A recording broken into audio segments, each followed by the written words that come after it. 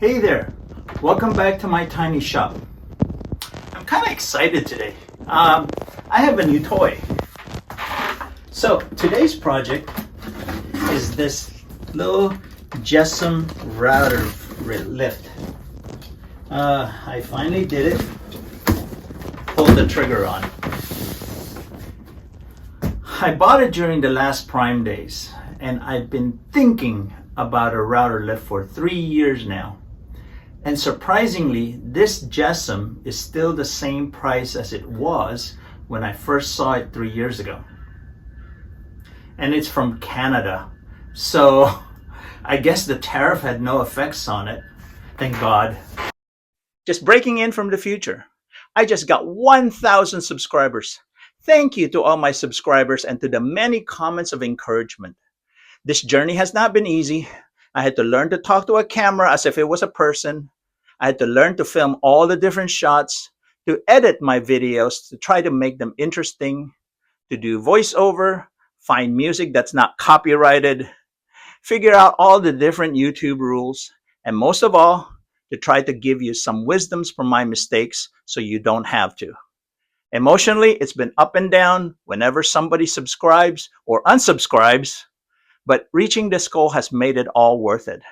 And it's all because of you. Thank you, thank you, thank you. So let's continue. So today we're going to look at it. But before we do, I have to tell you something. Because I'm a cheapskate, and since these router lifts are so expensive, I always kept telling myself that my old setup was good enough. Well, it wasn't. And let me show you why. So I started my router journey with this little Bosch trim router. This cord here kept getting in my way. And this base, way too small to be really steady. And I was always afraid every time I use it. So I didn't really use it that much. I did use it, but it always felt sketchy. During one of those Ryobi days at Home Depot, I snagged a really good deal on this cordless trim router. I don't know, maybe it's the fact that it's battery operated, made me feel a little bit safer. This base is a little bit wider or longer than the Bosch. It has a dust port here that really helps keep my workspace clean. And the first time I used it and got that really clean chamfer edge, I thought, wow, this is going to be fun. But routers and I did not stay friends for very long. Maybe I got too comfortable and stopped paying attention. I had my first real woodworking accident at that time. I tried to power through it, told my wife it's just a flesh wound, nothing super glue can't fix. But she finally convinced me to go to the urgent care the following day. And to my surprise, they said they couldn't stitch it. Anything over 24 hours, they couldn't stitch. Something about infection. So if you get into an accident, please go to the urgent care or emergency room before 24 hours. I still have the scar to remind me. You gotta admire how minimal the packaging is.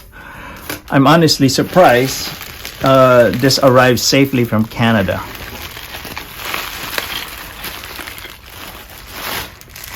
So this looks like it's from Jessem. And this looks like the wrench.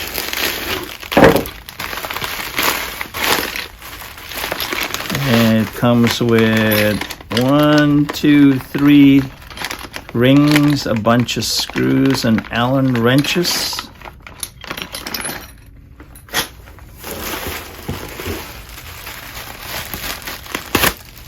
And looks like a crank.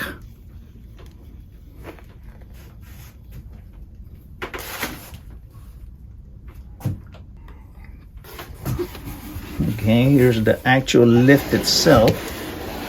Oh, really surprised. It looks nice. Yeah.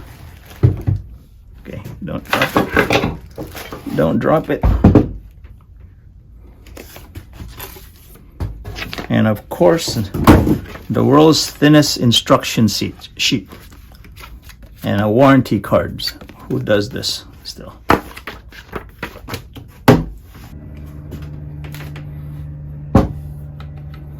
One, two, three, 4, 5, 6, 7, 8, 9, 10. I like that this has 10 leveling screws. But before we drop it in, here's what I'm most interested in.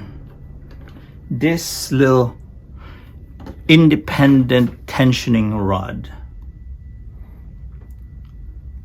I like this design. Most router lifts pretty much have the same design, but they clamp on using these guide rods. But these guide rods are also what you use for going up and down. So sometimes if you tighten them too much, if your router is smaller, this can actually bind. And so this one actually, because this is independent, there's no chance of this binding. Second, as I understand it, looking at some reviews, this raises high enough so you can actually change your bits on top. And I think that alone is worth it.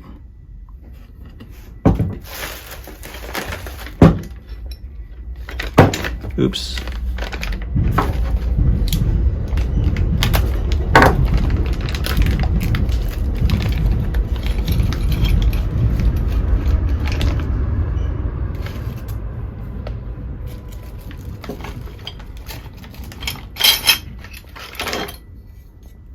These insert rings though, they're plastic.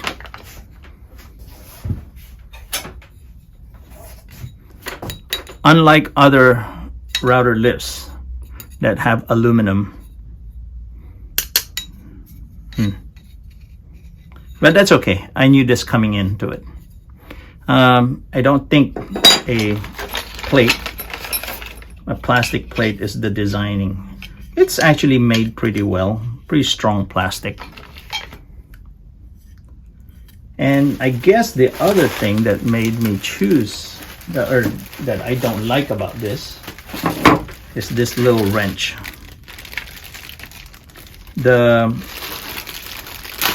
Rockler router lift has a toolless swap system. This one you require a tool to go in there to change it. And maybe the last thing is this gray. This feels like a cloudy day somewhere. I wish they had done something like brushed metal or even a blue version of this. Really would have brightened up my shop. This gray looks very drabby. So Jessem, if you're listening, find a different color. So by the way, if you like these little tiny shop upgrades, go ahead and hit those like and subscribe buttons for me. It really helps out a small channel like mine. And it tells YouTube to show this video to other viewers just like you. Appreciate it very much. So after a while, I decided a router table might make more safe. So after a while, I thought having a router table might make things safer. So I mounted my Bosch under my workbench here for a quick DIY fence. And last piece is this hose extension would hold up to it to keep my dust. And I thought that was it. Well, it kind of worked, barely. But every time I had to change the bit, I would have to remove this. And it's not really that easy Well, it's easy to remove, but putting it back is a different question, right? And every time I put it back, the alignment would be off. So I had to think of another solution. When I saw this SPE router plate, I thought, wow, I've never seen anything like this at all. It has a built-in shroud, and in a tiny shop like this, dust management is always on my mind. And when the plate arrived, of course it wasn't perfect. It has a million holes to accommodate every router in existence, but it was missing the most important hole. And let me show you that. First, I couldn't access the place where I needed the height adjustment to my router without removing the dust shroud. Then, of course, secondly, this particular hole did not exist. So, off to the drill press I had to go. Luckily, aluminum was soft enough that it was no trouble to make this hole. But then, my height access hole was again also underneath the shroud, which meant that every time I needed to change a height adjustment, I had to remove the shroud. I like is this little aluminum router plate. But just like everything else, you need a tool to remove it. And I wish really everybody would do a toolless solution here like the Rockler one. The next problem was my base did not lift high enough. That means every time I needed to change my router bit, I had to remove the router. And of course, after removing the router, going back in there, I still had the same problem as the Bosch. So there goes 80 bucks down the drain. And that's why we're here again, hopefully for the last time. So let me get this off so we can install the Jessem one.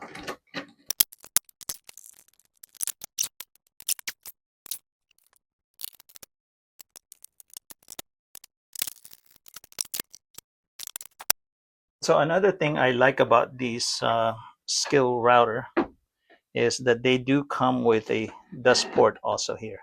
So between having a dust port with the SPE underneath and the dust port up here, this solution would have been perfect if it was a lift. So hopefully today we'll fix all that. And based on the spec, they should drop in perfectly. Fingers crossed, in theory. Of course. Okay, here we go.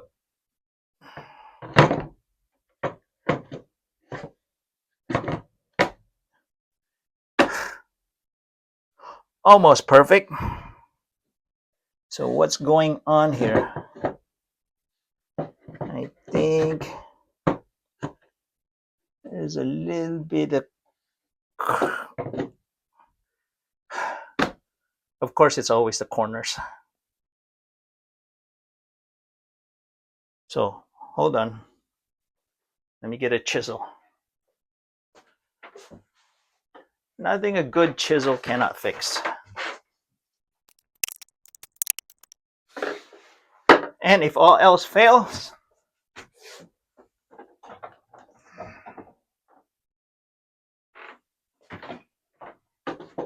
nice mallet.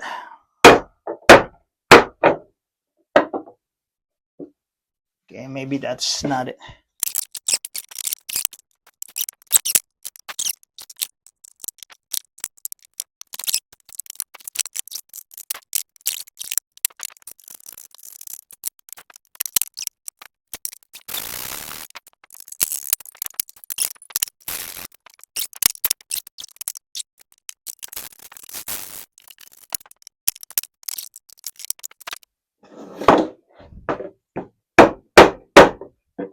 Nope, doesn't want to go in.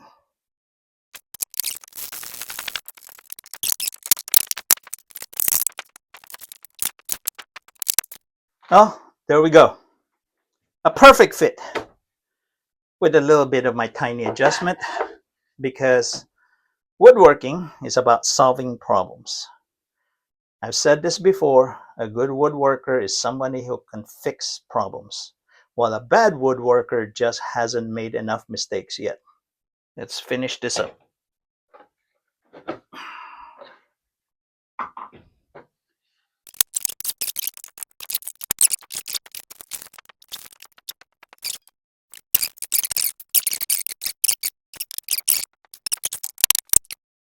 Now I have to fix where the hole screws are. But, oh well, let's try it without it for now. Okay, first test. Where's my crank? Right here. So, woo! Like butter.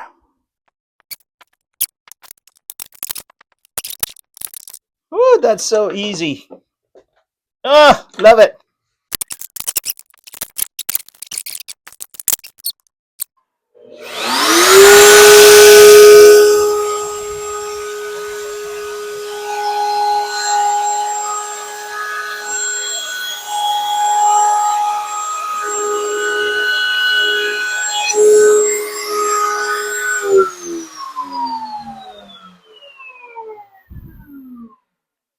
Look how beautiful that is. Woohoo!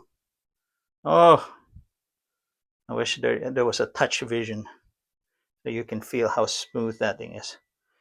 Excellent! Woohoo! So after 3 years of workarounds and bad ideas, I finally did it right. I hope. And as usual, being a cheapskate probably cost me more money than I saved. If you've ever been scared of routers like I was, maybe a lift like this is really what you need. And if I had to redo everything all over again, I probably would have gone here right away. Next, I have to still build a proper fence for it and a dust box, because now I have a new set of problem of dust. Because nothing ever comes stock in this tiny shop. And if you have suggestions on how I can do that, like, you know, some magical way so that this is all dust free, please comment below. I'd really like to know. I could use the help. And if you want to see any more of my other tiny shop projects, please click on one of these cards here in the front. Thank you for watching, and I hope to see you again next time. Goodbye.